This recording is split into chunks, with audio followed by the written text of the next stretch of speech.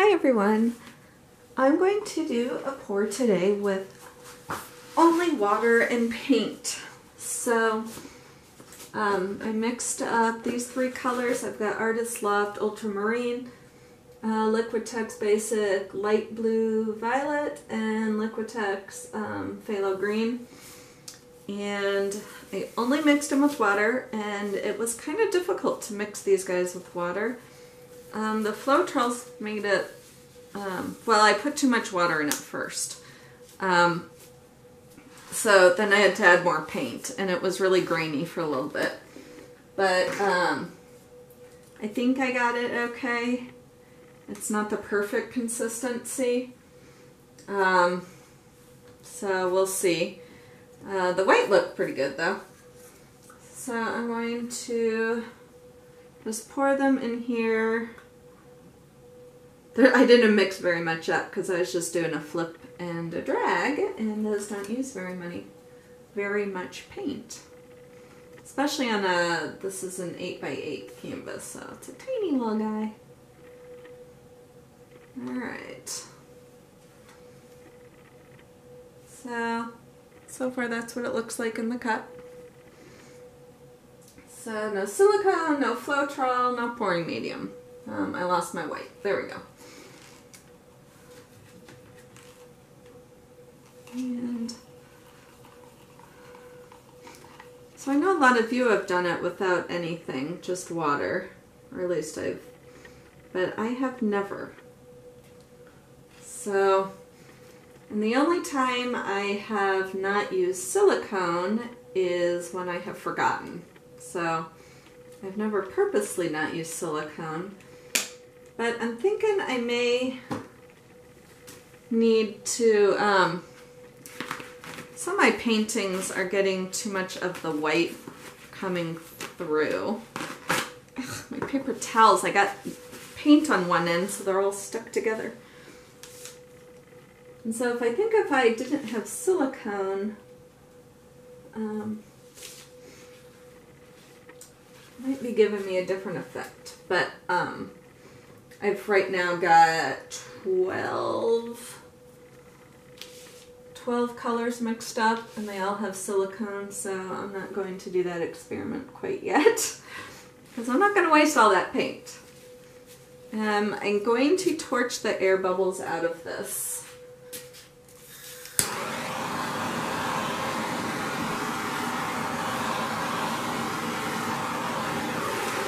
When I mix the white right away, I get lots of air bubbles.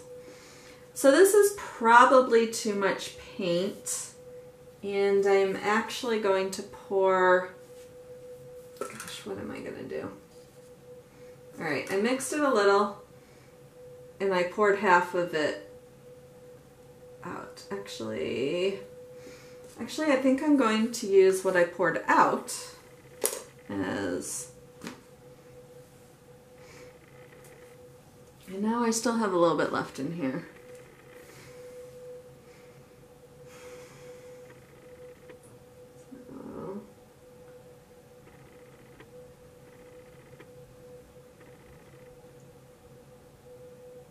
So the white seems a little thicker than the colors. And I do believe a little piece of crud in there. Really pretty colors. Really pretty colors. I seem to always have good luck with blue-green combos. So that's why I chose those for this experiment, because I wanted to go with something that I trusted. Because these almost always turn out for me. Alright, now I can see that the problem is that the paint is the colors are a different consistency from the white. The paints are mixed a lot thinner. But that's alright. We'll make do. It just may be that when it dries, I might have some texture in it.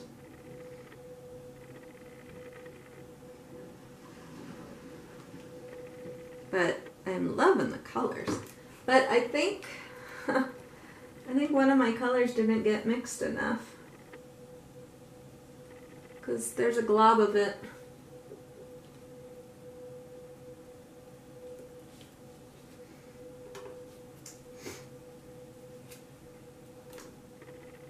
So look, even without silicone, I'm getting cells and I'm getting lacing.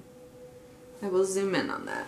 So no Floetrol, no silicone, still getting cells and the lacing. The lacing has more to do with the movement of the paint than I'm trying to clean my hands enough so I can touch the camera. Okay. So there are cells developing. Not tons, but they are there.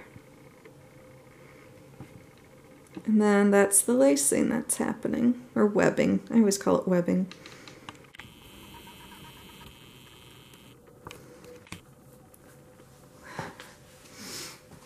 What would be nice is if, I mean, this sure is a cheaper, easier recipe, especially for those of you who pay like $2 million for a gallon of Floetrol. I'm like, geez Louise. Oh my gosh, but look at this. It's, what's the word? It's almost like a watercolor effect. I really think it's beautiful. But the colors are also just to die for. But look, I can see it is so lumpy. That paint was not mixed. But that's my fault. Well, obviously it's my fault. I'm the one that mixed it. I should have kept mixing it, but I was really impatient to do the pour. And I kind of thought it wouldn't work out. So I was like, oh, I'm just going to have to do it over anyways. But now I'm really loving it. And now I've got these big blobs. Wonder if I can mix them with my finger while they're on here. Where's the other blobs? Sure, just mix the paint right on the canvas. Hey, that kind of worked. I don't see the blobs anymore. Okay, so you can mix paint on the canvas. Yep, I see. And look, even when I'm touching, there's a reaction. So I kind of want that to hook over the edge so that I can quick bring it back. Because if I pull it back, I'm going to get that same watercolor look over there.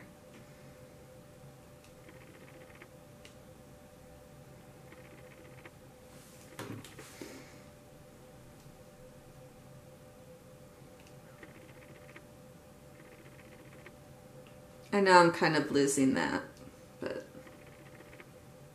I'm playing around.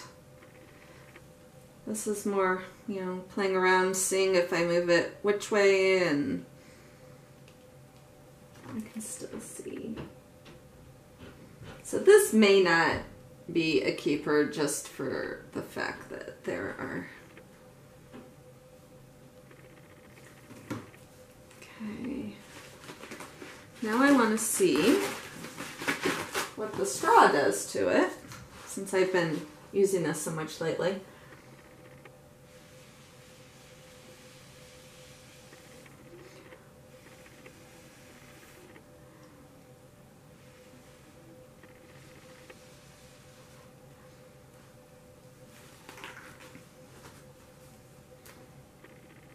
So just remember, the purpose of this is experiment.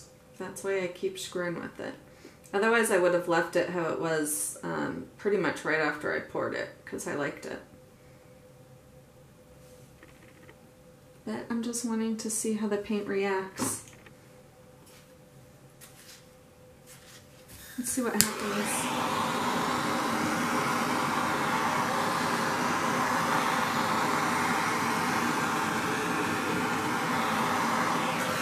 Okay, so crazy, crazy cells just appeared. Interesting. Interesting. So I read lots of, you know, the painting boards and stuff, but, and you guys know I don't go into the scientifics of all this, but, and there would have been bigger cells had I used the treadmill silicone, but I'm going to have to do more research. Oh, too close. I mean, those are just minuscule. Those are like the annoying cells. But had I stopped at the very beginning of this pour, it would have been a gorgeous painting. I mean, I have totally screwed with it now. But that was mainly because I wanted to see how would it react to tilting and over tilting. Well, that and the fact I hadn't thoroughly mixed the paint. How would it react to the straw? And how would it react to torching?